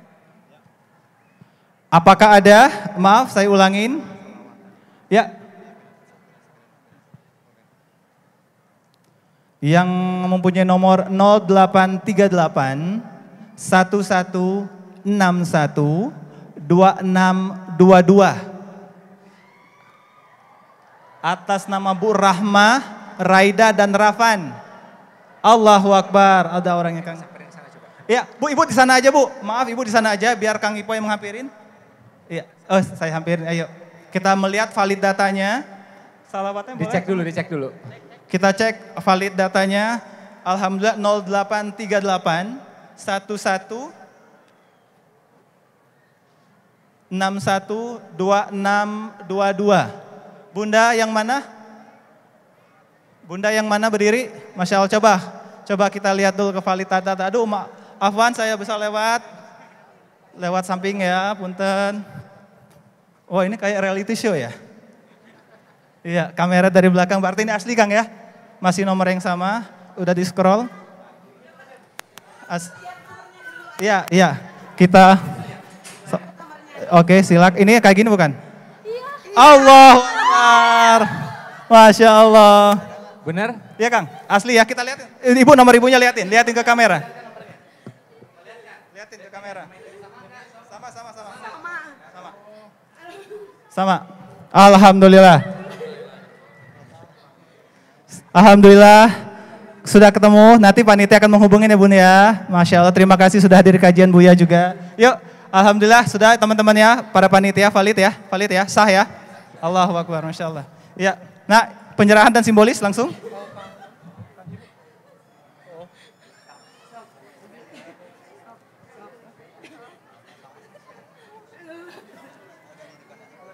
Bunda, kita ke maju dikit biar sinyalnya putus. Ya, nanti kita Alhamdulillah kita belum tahu Bunda ini dahtil dari mana. Iya, alhamdulillah. Nikmatnya bertalabul ilmi dan berukhwah mendapatkan hadiah umroh. Silakan kita di sini aja Bun. Kembali ke absahan. Iya, alhamdulillah. Bunda, dari mana? Mike satu lagi ada? Bun, dari mana? Namanya siapa Bun? Dari Antapani, Sindang Sari, Antapani. Namanya siapa Bun? Reni Nekalaku. Reni Nekalaku. Nekalaku. Alhamdulillah. Buya dan Kang Ipo mohon izin. Inilah pemenang yang beruntung kali ini dengan izin Allah mendapatkan hadiah umroh dari Al-Baja Tour and Travel. Allahu Akbar aja Bunda, cukup Allahu Akbar. Kita doakan semoga ini jadi berkah dan yang belum berangkat juga semoga segera berangkat bersama Al-Baja Tour and Travel tentunya. Amin. Amin ya rabbal alamin. Terima kasih. Jazakillahir. Ya.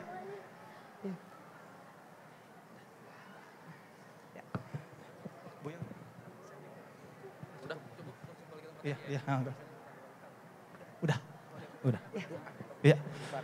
Iya, alhamdulillah langsung kita kembali mendengarkan muhasabah dari guru kita, Buya Yahya. Tafadhol kepada Buya. Bismillah, mari kita bersama lapar, bersama dahaga, bersama capek. Kita mohon kepada Allah. Kita memohon kepada Allah ya. Bersama lapar kita, dahaga kita, capek kita, kehadiran kita, semoga dikabul. Kita mohon bersama-sama. Bismillahirrahmanirrahim. Alhamdulillahirabbil alamin. Allahumma shalli ala habibina sayyidina Muhammad. Allahumma ya Allah ya Rahman ya Rahim irhamna wa la tu'adzibna wansurna wa la takhdhulna wa afina wa la tumritna wa akrimna wa la tuhinna wa athirna wa la tuthir alaina innaka ala kulli syai'in qadir. Allahumma ya Allah, lihat kami, pandang kami dengan kasih sayang-Mu ya Allah. Kami yang berkumpul di tempat ini, kami yang menyaksikan acara ini, kami yang bergabung di acara ini, kami rindu kemuliaan, maka kami mohon muliakan kami ya Allah. Jaga hati kami ya Allah, jauhkan kami dari merendahkan siapapun dari hamba-hamba-Mu ya Allah. Khususnya mereka yang bermaksiat, khususnya mereka yang melakukan kehinaan. Kami mohon jauhkan kami dari menghinakan siapapun dari hamba-Mu ya Allah. Akan tapi kami mohon ya Allah, jadikan hati kami hati penuh kasih ya Allah, yang memandang siapapun dari hamba-Mu dengan penuh kasih. Maka kami mohon, jika ada di sana ada hamba-Mu yang melakukan kesalahan, ada hamba-Mu yang berdosa, ada di antara mereka yang pernah meninggalkan sholat, kami mohon ampuni mereka dan jadikan ahli sholat. Yang pernah minum minuman keras, kami mohon ampuni mereka dan hentikan dari kehinaan minuman keras. Jauhkan kami dan mereka semua dari riba ya Allah. Jika ada di antara yang hadir di sini masih berurusan dengan riba, kami mohon mereka telah hadir di tempat mulia ini, entaskan dari kehinaan riba, jauhkan dari riba ya Allah. Jauhkan kami semua dari riba ya Allah. Riba yang menjerumuskan, riba yang menghinakan ya Allah. Yang terlilit hutang dan terlilit riba, kami mohon berikan kepada mereka kelapangan, kemudahan untuk melepaskan diri dari kehinaan riba, dan beri ganti dengan modal yang halal, rizki halal penuh berkah ya Allah. Jauhkan kami dari ya Allah dari memutus tali persaudaraan karena rebutan waris yang saat ini sering terjadi. Kakak adik bermusuhan karena peninggalan orang tua. Kami mohon jika ada di antara yang hadir di sini ada kakak adik yang bermusuhan, yang belum damai dengan saudaranya karena peninggalan orang tua. Kami mohon berkat di tempat mulia ini, muliakan mereka, jadikan mereka saling mencintai, bukan saling membenci, bukan saling bermusuhan. Jadikan mereka mudah untuk berdamai ya Allah. Jangan biarkan mereka terus larut dalam permusuhan itu ya Allah. Kami mohon ya Allah, jauhkan kami dari sebab-sebab kehinaan ya Allah. Jauhkan kami dari zina yang hina dan Engkau hinakan itu ya Allah. Jauhkan kami dari terjerumus dalam syahwat yang haram itu ya Allah, zina itu ya Allah. Kami mohon jika ada di antara kami ada hamba-Mu yang pernah terpeleset dalam hina dan busuknya zina, kami mohon ya Allah, berikan kesadaran kepadanya ya Allah. Bencikan kepada zina, ampuni dosanya, tutup aibnya di dunia sehingga di dunia tidak terhinakan, dan tutup aibnya di akhirat sehingga di akhirat tidak kehukum. Dan kami mohon buka pintu halal untuknya, dan kami mohon jauhkan kami dari menggunjing pezina ya Allah. Jauhkan kami dari menggunjing pezina. Kami mohon ya Allah, tutup aib kami dari mata saudara-saudari kami, tutup aib kami dari mata mereka, dan tutup aib mereka dari mata kami ya Allah. Jangan Kau tambahkan kepada kami kekurangan dari hamba-Mu ya Allah. Takut kami kurang berprasangka baik kepada mereka. Maka kami mohon ya Allah, jika kami telah melihat kekurangan dari hamba-Mu, jadikan kami mudah melupakannya ya Allah, dan tambahkan kebaikan-kebaikan mereka ya Allah. Dan kami mohon jadikan kami hamba yang saling mencintai karena-Mu. Jauhkan kami dari benci, dengki, dendam kepada sesama kami. Maka kami mohon ya Allah, jika ada orang menyakiti kami, zalim pada kami, aniaya kepada kami, menfitnah kami, menggunjing kami, prasangka buruk kepada kami mohon ya Allah, ampuni dia ya Allah. Jangan hukum dia ya Allah. Kami tidak rela jika ada orang Kau hukum, Kau masuk ke neraka karena berbuat zalim kepada kami. Kami tidak rela itu. Ampuni dia, ampuni ya Allah, dan berikan kesadaran agar tidak berbuat zalim lagi ya Allah. Ampuni dia dan lapangkan hati kami agar kami tidak mendendam kepada siapapun.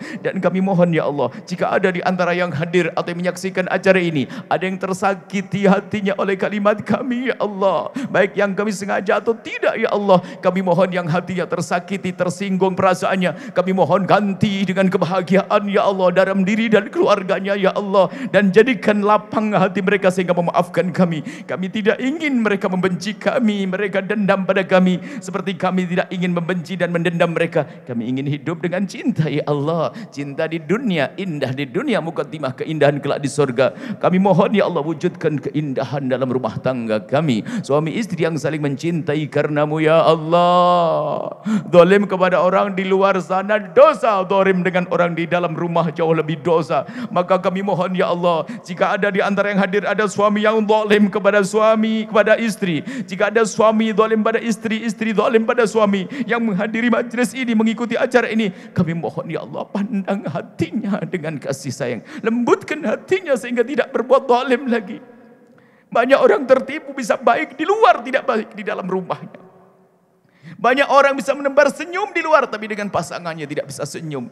Orang tertipu, maka kami mohon, jika ada di antara yang hadir hamba-hamba yang tertipu, kami mohon mulai detik ini ya Allah, jadikan rumah tangga mereka indah, saling mencintai karena-Mu dengan anak yang soleh, solehah yang dibanggakan oleh kekasih-Mu Nabi Muhammad. Ya Allah, yang tidak punya pasangan dan punya hajat untuk mendapatkan pasangan, kami mohon berikan kepada mereka pasangan yang baik, yang mulia, yang menjadi sebab mereka mulia di dunia dan di akhirat. Jaga kehormatan kami dan kehormatan mereka semua ya Allah. Yang sempit rezeki lapangkan dengan rezeki yang halal penuh berkah, yang sakit sembuhkan, yang punya hutang mudahkan dalam bayar hutang-hutang kami. Dan kami mohon ya Allah, siapapun yang ada di sini ya Allah, yang mewakafkan tanah, membangun di atasnya, yang menghadiri semua yang ikut dalam kegiatan ini ya Allah, sopir-sopir bis, sopir-sopir angkot yang telah menghantarkan orang-orang menuju kemuliaan ya Allah, siapapun yang bekerja saat ini ya Allah, kami mohon angkat derajat mereka, muliakan mereka. Jangan sampai ada yang tertinggal. Siapapun yang ikut andil dalam kemuliaan ini, muliakan dalam diri mereka, muliakan di keluarga mereka, muliakan di masyarakat mereka, muliakan di dunia, dan muliakan kelak di surga bersama kekasih-Mu Nabi Muhammad. Ya Allah, ya Allah, ampuni orang tua kami dan guru-guru kami ya Allah. Berikan kasih sayang-Mu kepada mereka yang masih hidup, panjangkan umur mereka dalam ketaatan serta sehat walafiat. Yang telah mendahului kami dari orang tua kami dan guru-guru kami, ampuni, angkat derajat mereka, muliakan mereka. Anak-anak anak-anak kami ya Allah, anak-anak kami ya Allah, yang saat ini kami lihat dengan nikmat, yang saat ini kami lihat wajah-wajah mereka, anak-anak kami yang itu ya Allah, anak kami yang itu ya Allah, anak kami yang itu ya Allah, anak kami yang itu ya Allah, anak kami yang itu ya Allah, anak kami yang itu ya Allah, anak kami yang itu ya Allah, anak kami itu ya Allah, jaga mereka ya Allah, jadikan mereka anak ahli surga, jaga mereka, jika Engkau menjaganya tidak ada yang bisa menjerumuskannya ya Allah, jika Engkau menjaga mereka tidak akan ada yang memelesetkannya ya Allah, penjagaanmu ya Allah kami serahkan kepadamu, mudahkan kami mendidik anak-anak kami ya Allah, yang tidak Kau karuniai anak ya Allah, karuniakan kebahagiaan ya Allah, berikan pada mereka anak, dan yang memang sudah tidak Kau beri anak ya Allah, kami mohon berikan kebahagiaan di dunia dan di akhirat ya Allah, kebahagiaan tidak harus dengan anak, yang punya anak berbahagia dengan anak, yang tidak punya berikan kebahagiaan ya Allah, kami ingin bahagia di dunia dan di akhirat ya Allah, dan kami mohon ya Allah, jangan Kau jadikan ini pertemuan kami di dunia yang terakhir. Jangan Kau jadikan ini pertemuan terakhir kami di dunia ya Allah. Kami ingin bertemu lagi di dunia, bertemu lagi di dunia, bertemu lagi di dunia dalam keadaan lebih baik dengan cinta ya Allah, hingga kelak di surga bersama kekasih-Mu Nabi Muhammad. Panjangkan umur kami dalam ketaatan serta sehat walafiat. Dan kami mohon ya Allah, berikan kepada kami semua husnul khatimah, mati dalam keadaan iman. Dan kami mohon ya Allah, jadikanlah ucapan kami di akhir hayat kami kelak saat Kau hendak mencabut nyawa kami. Kami ingin saat itu ya Allah, hati dan lidah kami mampu mengucapkan kalimat agung dan mulia, la ilaha illallah sayyidina Muhammadur Rasulullah, la ilaha illallah sayyidina Muhammadur Rasulullah, la ilaha illallah sayyidina Muhammadur Rasulullah sallallahu alaihi wasallam. Rabbana atina fid dunya hasanah wa fil akhirati hasanah wa qina adzabannar, wa sallallahu ala sayyidina Muhammadin wa ala alihi wa sahbihi wasallam. Alhamdulillahi rabbil alamin. Al-Fatihah.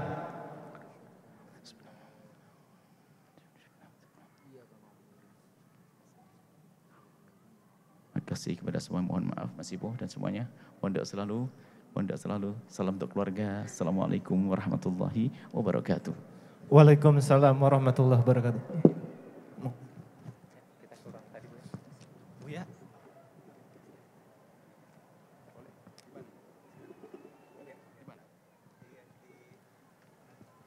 Ini ada insya Allah silaturahmi akbar maulid di mana ini? Cianjur, di Al-Bahjah Cianjur 16 Jumatil Ula atau 30 November. Maulid akbar nanti akan didatangi para tokoh-tokoh besar luar negeri juga. Ada Syekh Abdul Qadir Husain dan Syekh Mustafa Abdul Nabi dari Mesir, Dr. Syekh Abdul Qadir Husain dari Syria. Insya Allah dengan kami, insya Allah. Nuhibbukumillah. Assalamualaikum warahmatullahi wabarakatuh. Jazakallah khair kepada guru kita Buya Yahya. Kita doakan beliau dan keluarga sehat, dimudahkan, dimuliakan dakwanya, terus memberikan yang terbaik, pengkaderan yang luar biasa. Dan sekali lagi juga kepada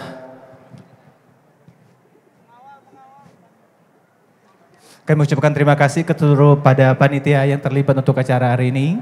Terima kasih kepada Cahya Amal Bakti, terima kasih juga kepada Nur Amalin, terima kasih kepada Batik Komar, terima kasih kepada Rumah Singgah Al-Fatih dan semua stakeholder yang sudah terlibat. Terima kasih buat sponsor, terima kasih buat Mediapart juga.